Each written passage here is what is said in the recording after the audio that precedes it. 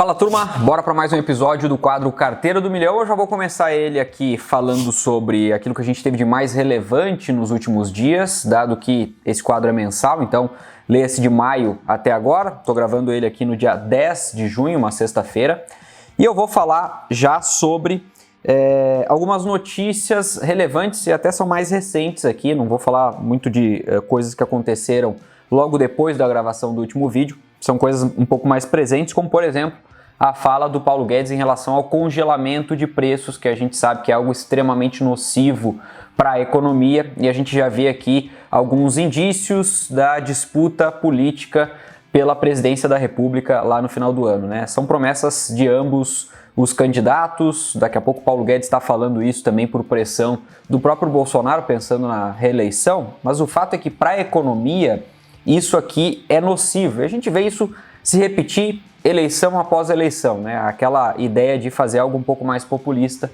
que acaba sendo nocivo, né? Controle de inflação já se provou que não se faz via controle de preços. E eu diria até que o Brasil está bem posicionado em relação ao controle da inflação, dado que a nossa taxa Selic, a taxa básica de juros, está lá em 11,75 e provavelmente a gente veja ainda mais pelo menos, ao meu ver, 2 aumentos em 2022. Isso pressiona bastante a inflação para baixo, mas a inflação não depende somente disso, né? Não é tão simples assim. Como, por exemplo, a Petrobras, recentemente a gente viu aí, tem uma polêmica gigante em relação ao controle de preços, etc. Também na Petrobras, né? Não é exatamente a fala que eu mencionei antes do Guedes, mas existe uma proposta do governo tramitando em relação à redução dos impostos como uma medida de controlar também a inflação, principalmente por conta do preço dos combustíveis, dado que a gente está vendo, pelo menos nos últimos dias, o dólar novamente subindo, a inflação americana subindo, o preço do petróleo subindo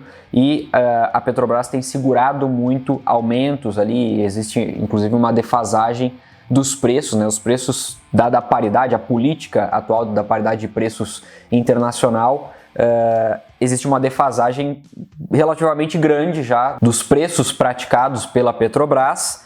E isso faz com que a gente tenha aí um impasse, não se sabe muito bem o que vai acontecer. E muito por conta disso, eu estou direcionando um dos aportes aqui do mês para uma empresa que não a Petrobras, embora eu acho que a Petrobras sim está barata, mas por conta de tudo isso que a gente tem por vir aí, por conta desse impasse em relação ao preço dos combustíveis, repassa, não repassa, daqui a pouco algum subsídio que pode vir a surgir, a gente tem eleições aí no final do ano, já falei o que isso gera na economia, né? Os políticos adoram medidas imediatas para poder ganhar popularidade. Em consequência disso, uma estatal corre sérios riscos. Então, por conta disso, o meu receio, por isso que eu não coloco a Petrobras na carteira, embora eu acho que ela está sim num preço bastante atrativo, só que esse desconto não é suficiente para proteger, para dar a devida margem de segurança, para proteger aí do que vem pela frente, dado o cenário político. E uma outra questão que está causando um alvoroço nos mercados é a inflação americana, né? Inclusive o mercado americano, a bolsa, principalmente bolsa de tecnologia, a Nasdaq, recuou bastante nos últimos meses e não foi diferente agora, né? De maio até o momento que eu estou gravando aqui, até começo de junho. Inclusive, o temor por lá é em relação ao descontrole total da inflação, já que ela vem, além de muito alta, subindo aí a níveis não esperados, não calculados, né, subindo mais do que o mercado projetava, como por exemplo no último CPI, mostrando aí a inflação acumulada de 12 meses em 8,6%, lembrando que a gente está falando de Estados Unidos, né? 8,6% já é alta para o Brasil, a nossa está maior do que isso, né? Nesse momento, obviamente, mas já é mais alta do que a média do Brasil. Agora, quando a gente fala de 8,6% lá nos Estados Unidos e que não tem tanto espaço confortável para subir juros, dado o tamanho da dívida, isso assusta, e assusta não só o mercado americano, isso acaba pegando aqui, inclusive o mercado brasileiro, né? O mau humor nas bolsas global, não fica só lá nos Estados Unidos. Então, de fatos relevantes, a gente teve esses aqui, e eu quero já mostrar para você aqui na tela. Olha só, eu estou aqui com o Ibovespa aberto no Trademap, e a gente tinha aqui no mês de maio, eu gravei mais ou menos aqui, dia 10 de maio, 10, 11, né? Cravei o fundo aqui, né? Dia 10 de maio, foi o fundo do Ibovespa aqui, até o próximo fundo, que a gente não sabe exatamente onde é que vai ser, mas de lá para cá a bolsa começou a subir, né? Fizemos o nosso aporte no melhor momento que podíamos no mês, depois foi subindo, recuou um pouquinho aqui, e agora a gente está novamente no pior momento do mês de junho, né? Passamos de maio a junho aqui, agora pior momento novamente, né? Essas ondas aqui do Ibovespa, momentos de euforia, momentos de depressão, né? É um mercado aqui muito sentimental, né? Então é mais ou menos o que tem acontecido com o Ibovespa, voltando aqui para patamares muito próximos do que estava exatamente um mês atrás. E agora vamos dar uma olhada aqui na carteira. Nós temos aqui de patrimônio no momento, aqui na nossa carteira, fora a reserva de emergência, 42 mil, né? Descendo aqui, a gente vê que a carteira, pegando o acumulado dos últimos 12 meses, está com uma performance negativa, inclusive é muito difícil ser alguém com uma performance positiva nesse momento, mas ela não é tão negativa quanto o Ibovespa, né? O Ibovespa aqui 18, quase 19% negativo nesse momento, né? Tá todo mundo perdendo para o CDI. Claro que a gente está num momento difícil aqui da Bolsa, né?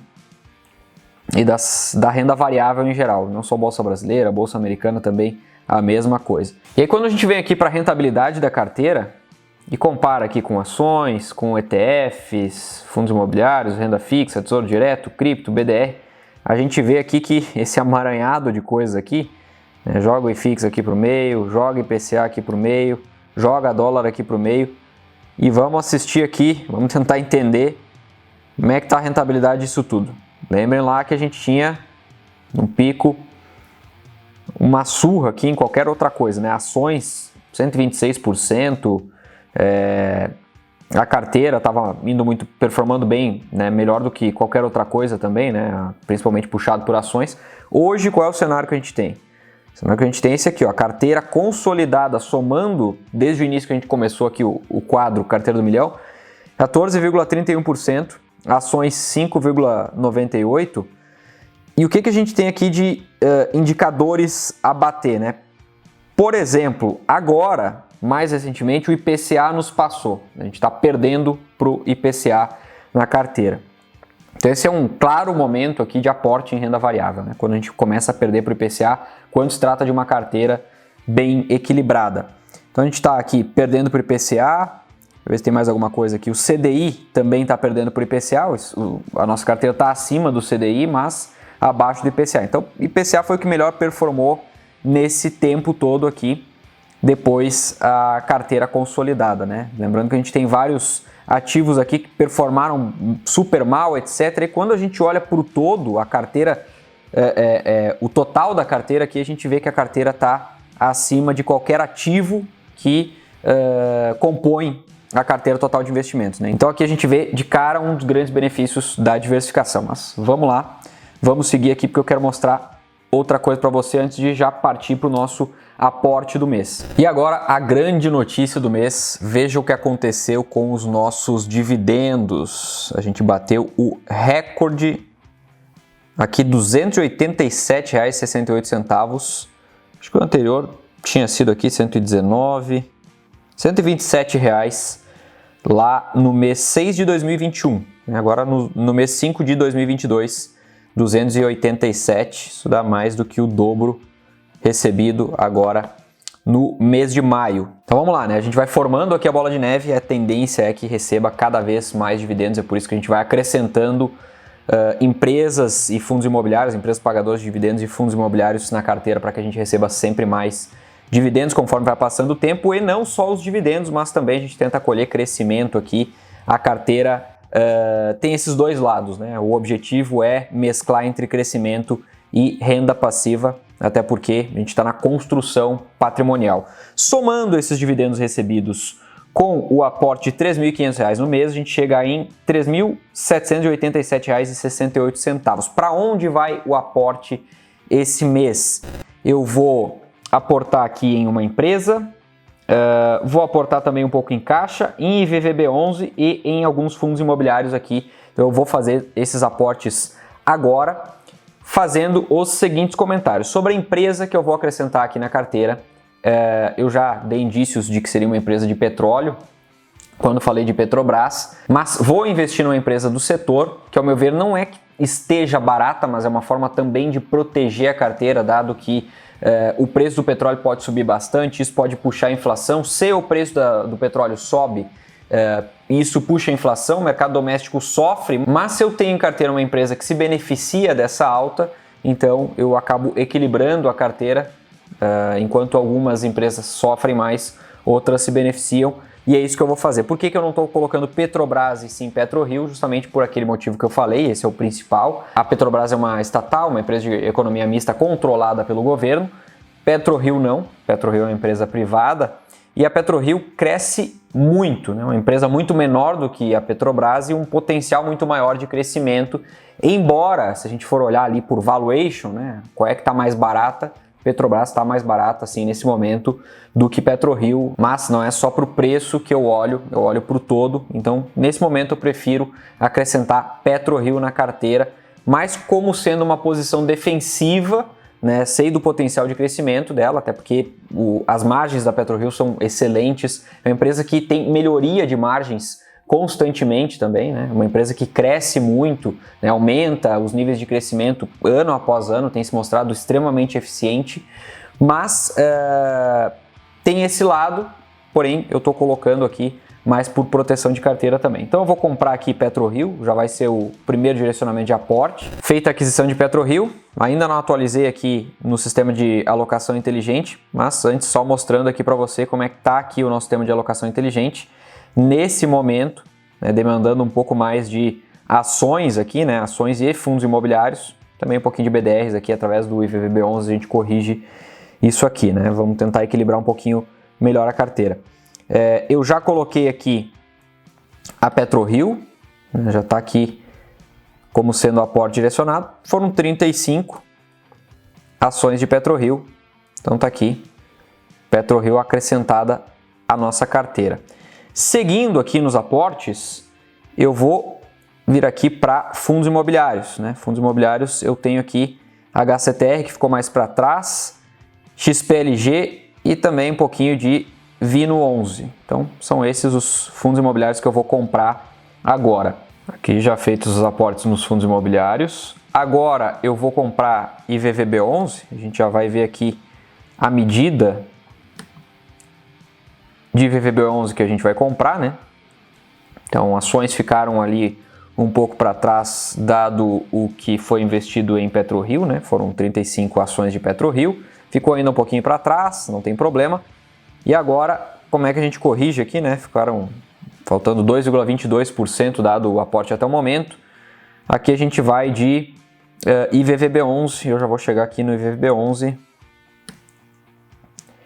que é o que mais demanda aporte aqui, né? Na verdade, eu vou colocar todo o valor aqui destinado ao aporte de exterior aqui em IVVB11 nesse momento.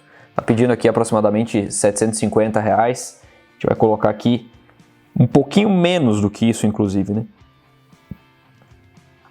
Vão ser 3 cotas a mais de IVVB11. Aqui feito, já temos o valor em IVVB11 também.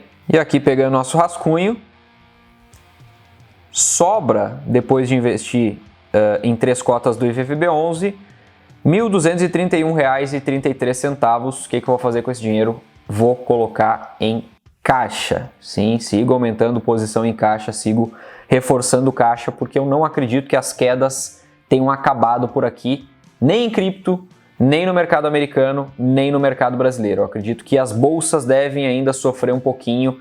Daqui a pouco eu paro de aportar em caixa e começo a utilizar esse caixa para os aportes, embora eu acho que sim, a gente tem muita empresa barata nesse momento na bolsa, mas ainda não está no momento de parar de formar caixa e de utilizar o caixa. É isso que eu tenho feito na minha carteira pessoal e é isso que eu estou mostrando aqui para você. Esse é o meu posicionamento também aqui na carteira do canal. E aqui está feito também o aporte em caixa, agora totalizando R$ 45.800 na carteira aqui dentro do Trademap, né? A gente tem um pouco mais porque conta também a reserva de emergência. Já vou mostrar aqui o resumo para você. Ainda não acrescentei aqui o valor de caixa, vou fazer isso. Agora sim, está com todo o valor em caixa aqui. Vamos dar uma olhadinha na evolução patrimonial, que faz tempo que a gente não olha. A gente veio de 57 em abril, passou para 60 em maio e agora 63.660 em junho. Então o patrimônio vem aumentando, né? Obviamente sustentado aqui pelos aportes. É o que importa, né? O patrimônio aumentar, a gente acaba alocando aqui e futuramente a gente vai voltar a colher rentabilidade boa, a gente já está colhendo bons dividendos, né? É o que vem acontecendo e a rentabilidade tende a aumentar, até porque pior do que está é meio difícil, né? A gente está passando por um momento turbulento, isso deve estar acontecendo na sua carteira, se você já investe também há um bom tempo, não deve escapar desse momento, mas é um momento muito interessante para fazer aportes, então por isso eu tenho me posicionado dessa maneira. Gosto de aportar, gosto de formar caixa para fazer aportes estratégicos e aproveitar da melhor forma o longo prazo. Dito isso, eu fico por aqui, espero que você tenha gostado desse vídeo. Se esse foi o caso, fica à vontade para compartilhar ele com quem você quiser, fica à vontade para comentar o vídeo, seja com algum comentário para contribuir ou alguma pergunta, eu faço sempre o máximo de esforço para responder todo mundo. Se você gostou do vídeo, não esquece de deixar o seu like. Se você ainda não é inscrito no canal, já se inscreve, a gente se vê no próximo. Um forte abraço e até lá.